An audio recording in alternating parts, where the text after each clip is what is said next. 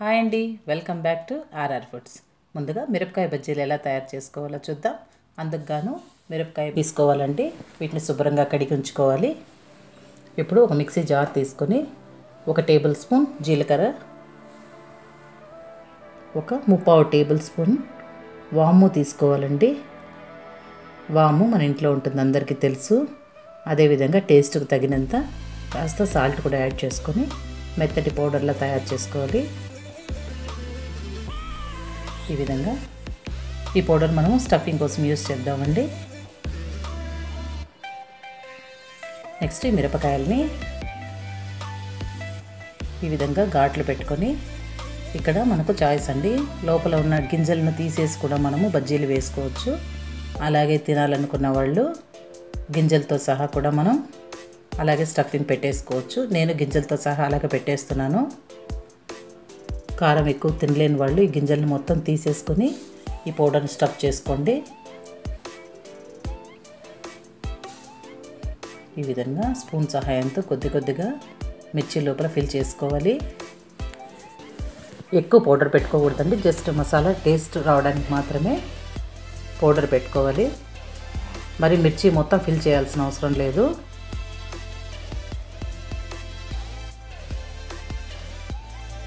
ఈ విధంగా మొత్తం మిర్చీలను మనం ఈ పౌడర్ని స్టఫ్ చేసి పెట్టుకోవాలి.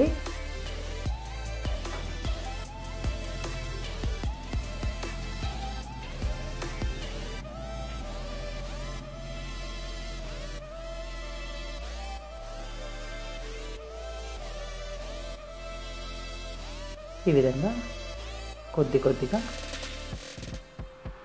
వేసుకుంటూ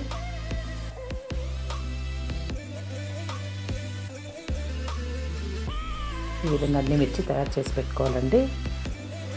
ఇప్పుడు బజ్జీలు వేసుకోవడానికి శనగపిండిని తీసుకుందాం. నేను ఇక్కడ 1 కప్పు శనగపిండి తీసుకున్నానండి. అందులోనే కాస్త రుచికి తగినంత సాల్ట్ వేసుకోవాలి. మనం ఆల్రెడీ పౌడర్లో కూడా వేసాం కదా, కాబట్టి కాస్త కొద్దిగా వేసుకోవాలి. అదేవిధంగా కొంచెం సోడా కూడా వేసుకోవాలి. అదేవిధంగా కాస్త ఒక 1/2 స్పూను మిర్చి పౌడర్ కూడా వేసుకొని బాగా కలుపుకొని కాస్త నీళ్లు పోసుకుంటూ మనకు బజ్జీ పిండిలాగా తయారు చేసుకోవాలండి. ఈ మిరపకాయ బజ్జీలు ఈవినింగ్ స్నాక్స్కి చాలా బాగుంటాయి, మనందరికీ తెలుసు.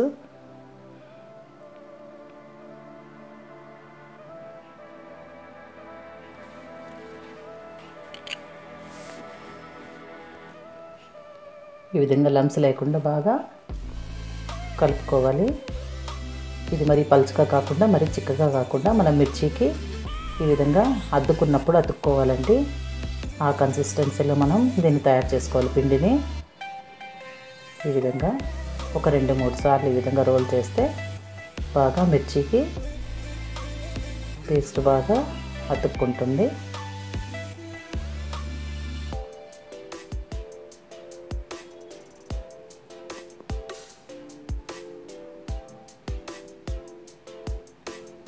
ఈ విధంగా చూసారు కదా, ఇది మనం ఇప్పుడు స్టవ్ మీద నూనె కాంచుకొని అందులో వేసేసుకోవాలి 1 బై 1.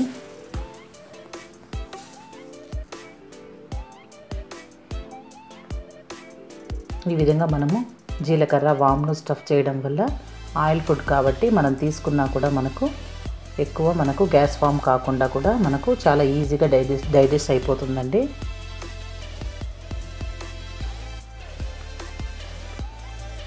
మనకు ఆయిల్ తిన్నామన్న ఫీలింగ్ కూడా మనకు అంతగా ఉండదు. కాబట్టి ఈ విధంగా వాముతోటి జీలకర్రతోటి మిరపకాయ బజ్జీలు తయారు చేసుకుంటే చాలా రుచిగాను, తిన్న తర్వాత చాలా ఫ్రీగాను ఉంటుంది.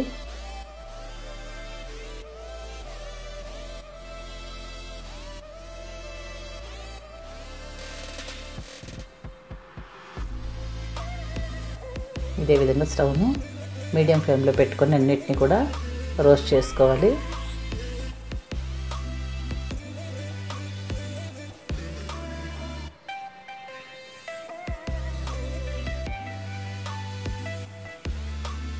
చూసారు కదా, ఎంతో ఈజీగా మరియు టేస్టీగా మనందరికి ఇష్టమైనటువంటి మిరపకాయ బజ్జీలు తయారైపోయినాయి.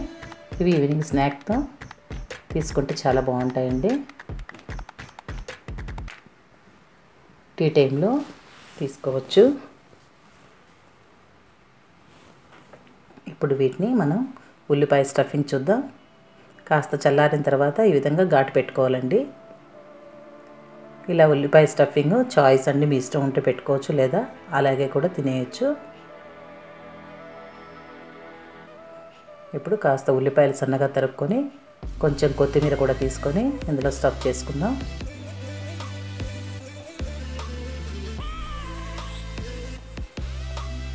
ఈ మిరపకాయ బజ్జీని ఈ విధంగా ఉల్లిపాయ స్టఫ్ చేసి తీసుకుంటే చాలా టేస్టీగా ఉంటుందండి. చూసారు కదా, అన్నీ ఇదే విధంగా ఫిల్ చేసుకుందాం.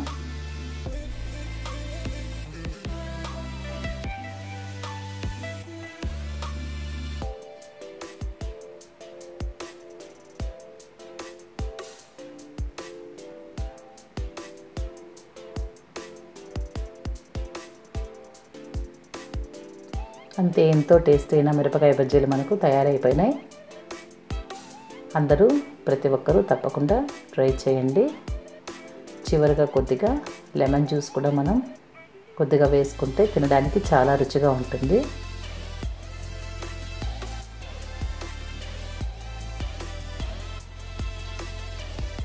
ప్రతి ఒక్కరూ ట్రై చేయండి.